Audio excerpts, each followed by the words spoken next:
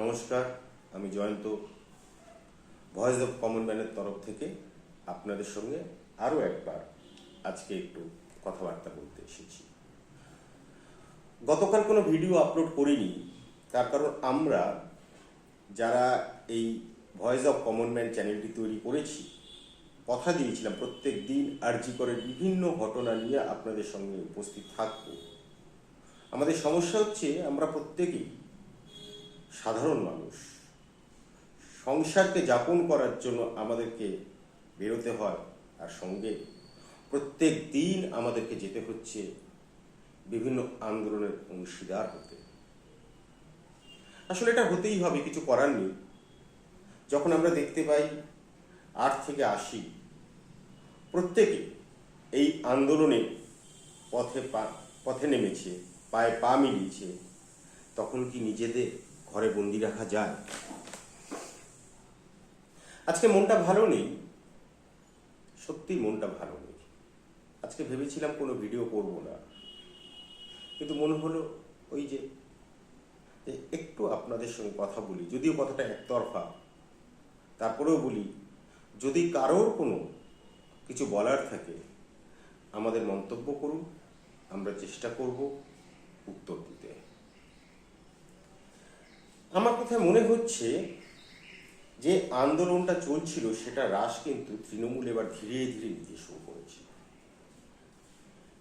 সূক্ষ্ম রাজনীতি একটা কিন্তু খেলছে তৃণমূল, আর সেই রাজনীতির ফাঁদে আজকে পা দিয়েছে জুনিয়র ডাক্তাররা। কেন কথাটা বলছি? কয়েকদিন ধরে দেখবেন একটা প্রচার চলছে যে জুনিয়র ডাক্তারদের অভাবে জুনিয়র ডাক্তাররা কর্মবিরতি করার জন্য হসপিটালগুলোতে মৃত্যু হচ্ছে। ডাহা মিথ্যে কথা।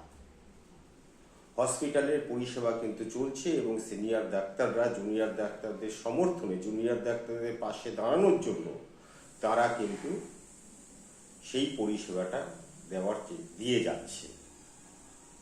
আমরা এর আগে কোন্নগরকে দেখলাম, কোন্নগরের সেই মৃত্যুর ঘটনার জন্য এমন একটা পরিবেশ তৈরি করা হয়েছে যেন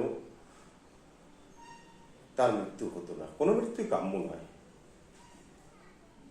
এতদিন হসপিটালগুলোতে যে মারা গিয়েছে এবং রেফার হয়েছে বারবার, একটা হসপিটাল থেকে আরেকটা হসপিটাল গেছে, সেখান থেকে আরেকটা হসপিটাল গেছে, সেখান থেকে আরও একটা হসপিটাল গেছে, এবং শেষ পর্যন্ত কোথাও চিকিৎসা না পেয়ে বেসরকারি হসপিটালে শরণাপন্ন হয়েছে যে সকল রোগীরা, এতদিন কিন্তু খবর হয়নি।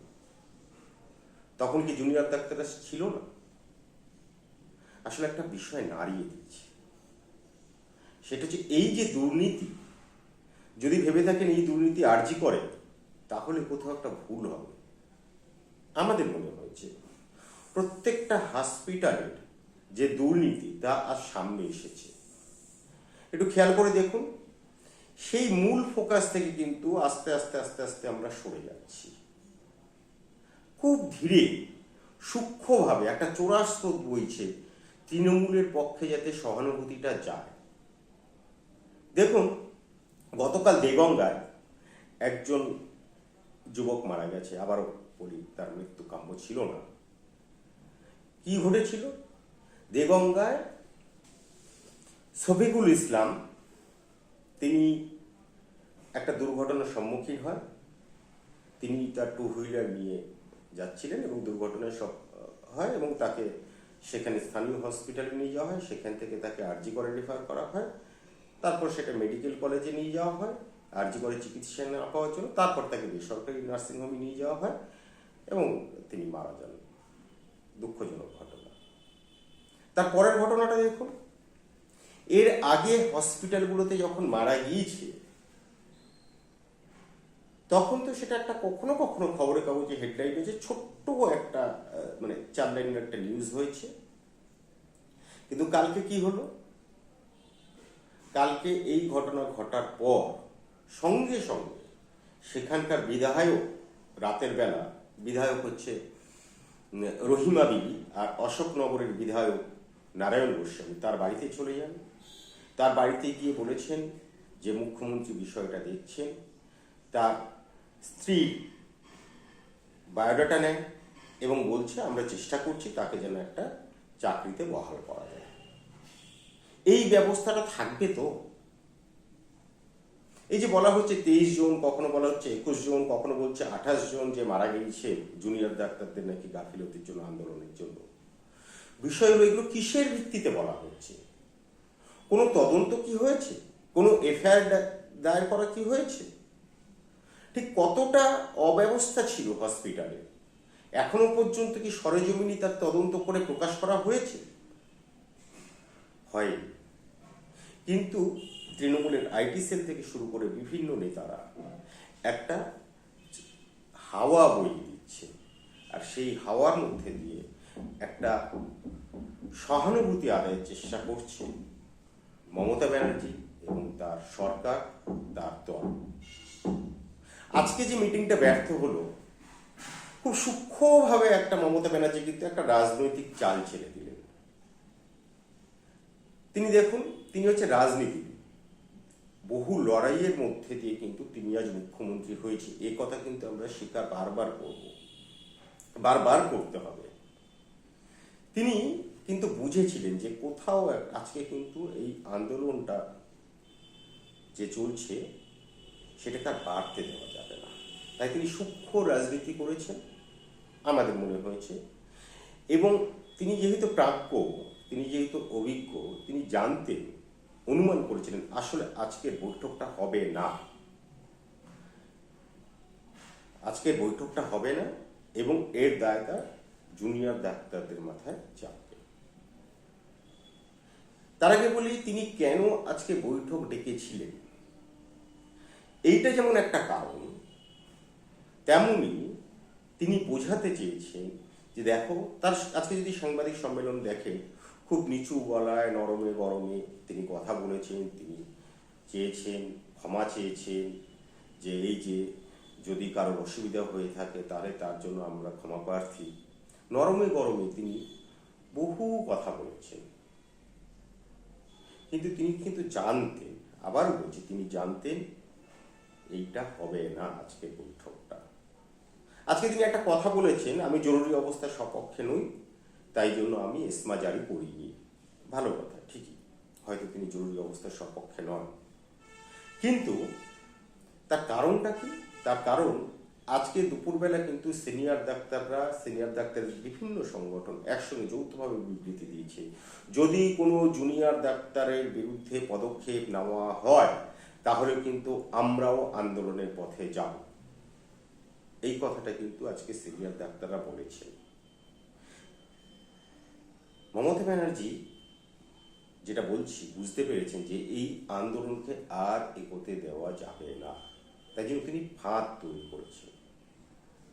সেই ফাঁদ কি? সেই ফাঁদ হচ্ছে যে করে হোক জুনিয়র ডাক্তারদের একটু নিয়ে এসো, আর আমি একটু নরমভাবে খোলা হাওয়ার কথা বলছি। খোলা হাওয়ায় আমরা একটু আলোচনার করতে চাইছি, আমরা একদম সদর্থক, আমরা ইতিবাচক একটা সমাধান চাইছি। এটা গত দুদিন ধরে দেখিয়েছি।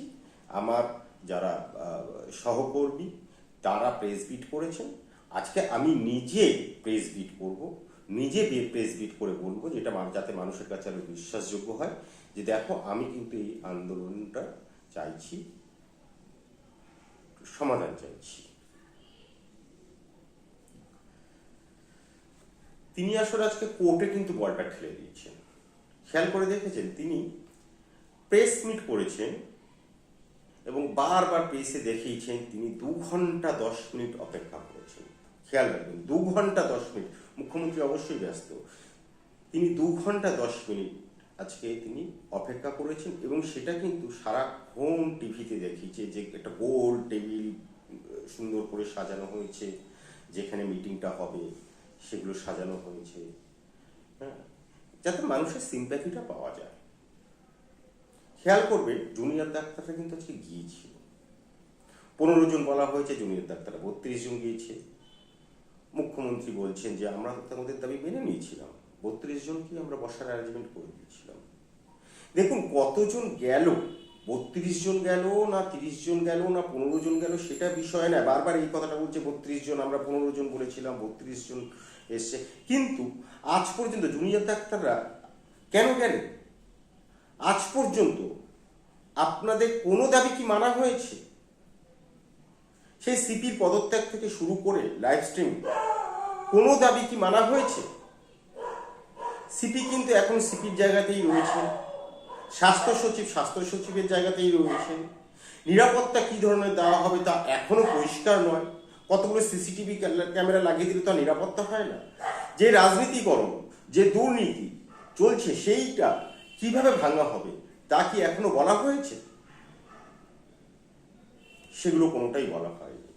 একটা কথা বারবার বলা হচ্ছে, লাইভ স্ট্রিম। আমরা কোর্টের বিচারাধীন বিষয় লাইভ স্ট্রিম করতে পারবো না। সুপ্রিম কোর্ট কিন্তু এই আন্দোলনের বা এই ঘটনার কিন্তু কোনো বিচার করছে না। খেয়াল রাখবেন, আমরা অনেকেই ভাবছি সুপ্রিম কোর্ট বিজেপিটা বিচার করছে, এটা কিন্তু বিচার করছে না। এই আন্দোলনের উপর নজরদারি করছে। সিবিআই কিভাবে আন্দোলনকে এগিয়ে নিয়ে যাচ্ছে, মাফ করবেন, যে বিচার মানে যে তদন্ত এগিয়ে নিয়ে যাচ্ছে, সিবিআই কতটা কার্যকরী তদন্ত করছে, সিবিআইও পক্ষপাত দুষ্ট হয়ে যাচ্ছে কিনা, সেইটা তাদের অবজারভারে থেকে করছে হচ্ছে এই সুপ্রিম কোর্টের অবজারভারে থেকে এইটা চলছে। সুপ্রিম কোর্ট কিন্তু কোনো বিচার প্রক্রিয়া শুরু করেনি। অথচ মমতা ব্যানার্জি বারবার একটা কথা বলছে, বিচারাধীন বিষয় কেন আমরা লাইভ স্ট্রিমিং করব? হাসি পায়। আইন এবং তৃণমূল দুটো বিপরীতমুখী বিষয় এক হওয়ার চেষ্টা করছে। তৃণমূল বলছে আইনের কথা, বিচারাধীন বিষয়ের কথা। রাজনৈতিক মামলার বাইরে যে মামলায় বেকায়দায় পড়তে পারে রাজ্য সরকার, সেই মামলার বাইরে যখন আইনজীবী রাজ্য সরকারের হয়ে কোর্টে হাজিরাই দেয় না, তারা বলছেন আইনের কথা। মুখ্যমন্ত্রী আমরা দেখেছি যখন ক্লাবগুলোকে অনুদান দেওয়া হয়, যখন প্রশাসনিক বৈঠকগুলো পর্যন্ত চলে, সেগুলো লাইভ স্ট্রিমিং করে। আজকে তিনি বলছেন যে বিচারাধীন বিষয়, কে কোন ধরনের কথা বলে দেবে, তখন আদালত অবমাননা হবে, আরো ইত্যাদি ইত্যাদি অনেক কথা বলেছেন। সত্যি খুব নমনীয়ভাবে বলেছেন। সত্যি তিনি কতটা ভাবেন এই কারণে যে জুনিয়র ডাক্তাররা যদি বেফাঁস কিছু বলে দেয়, সত্যি মুখ্যমন্ত্রী কি বেফাঁস কিছু বলে ফেলতেন? জানি না। যেটা আদালতের বিরুদ্ধে যাবে, তার বিরুদ্ধে যাবে। এত ভয় কিসের বলুন তো লাইভ স্ট্রিমিং করতে? এই আন্দোলন তো আমরা সবাই রয়েছি। আজকে যদি লাইভ স্ট্রিমিংটা হয়, তাহলে তো আমরা সেই আন্দোলনের শরিক হতে পারি, সেই আলোচনার শরিক হতে পারি পরোক্ষভাবে। কি হচ্ছে না হচ্ছে প্রত্যেককে আমরা জানতে পারি, এবং ভবিষ্যতে তিনি যে কথাগুলো দেবেন, যে প্রতিশ্রুতিগুলো দেবেন, যা তিনি রাখতেই অভ্যস্ত, সেই প্রতি 10 লক্ষ চাকরিটা কত চাকরি তিনি ব্যবস্থা করবেন বলেছিলেন ভোটের আগে, এখনো হয়নি। হ্যাঁ, তা যে প্রতিশ্রুতিগুলো তিনি দিতেন বা দেবেন, সেগুলো তো আমরা জানতে পারতাম সরাসরি। পরে তো তিনি অস্বীকার করতে পারবেন না। ভয়টা হচ্ছে এই জায়গাতে। আর জুনিয়র ডাক্তাররা, আপনাদের একটা দাবিও মানা হয়নি এখনো পর্যন্ত, কেন গেলেন আপনারা? আসলে যে স্নায়ুযুদ্ধ চলছিল, সেটাই কি আপনার চাপে পড়ে গেলেন, হেরে গেলেন? একটা কথা মনে রাখবেন, নাগরিক সমাজ যেভাবে আপনাদের সঙ্গে ছিল, এখনো কিন্তু সেভাবেই আছে। কাজে যোগ দিতেই হবে, হয়তো হবে, আজ না হোক কাল, তাহলে স্বাস্থ্য পরিষেবা হয়তো সত্যি বিঘ্নিত হবে, হয়তো কোথাও কোথাও হচ্ছে। কিন্তু প্লিজ আপনাদের দাবির থেকে সরে যাবেন না। আর এইভাবে তৃণমূল যে ফাঁদটা তৈরি করছে, যে সহানুভূতি হাওয়া আদায়ের চেষ্টা করছে, সেইখানটায় প্লিজ পা দেবেন না। আবারও বলি, সত্যিই আজকে মন ভালো নেই। এই ভিডিও যখন করছি, তখন পর্যন্ত জুনিয়র ডাক্তারদের তরফ থেকে প্রেসকে কি বলা হয়েছে তা আমরা এখনো পাইনি, জানতে পারিনি।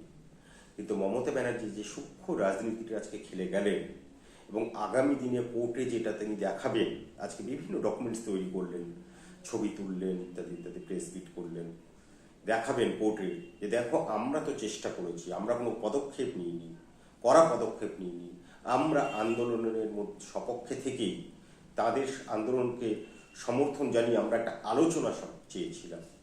সেইটা যে ভাবটা তৈরি করেছেন, যে পরিবেশটা তিনি আজকে তৈরি করলেন, আগামী দিনে কিন্তু এইরকম বিষয় যাতে না হয় সেটা আপনারা অবশ্যই দেখবেন।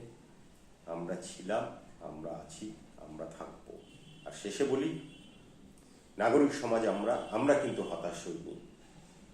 জুনিয়র ডাক্তারদের আন্দোলন যেরকমভাবে চলুক, পাশাপাশি আমাদের যে আন্দোলন চলছিল সেই আন্দোলন ঠিক একইভাবে চলবে। আগামী দিনে আমাদের অনেক জায়গায় জমায়েত রয়েছে, আশা করি আপনাদেরকে সঙ্গে পাবো। প্রত্যেকে সঙ্গে থাকবেন, ভালো থাকবেন, সুস্থ থাকবেন। নমস্কার।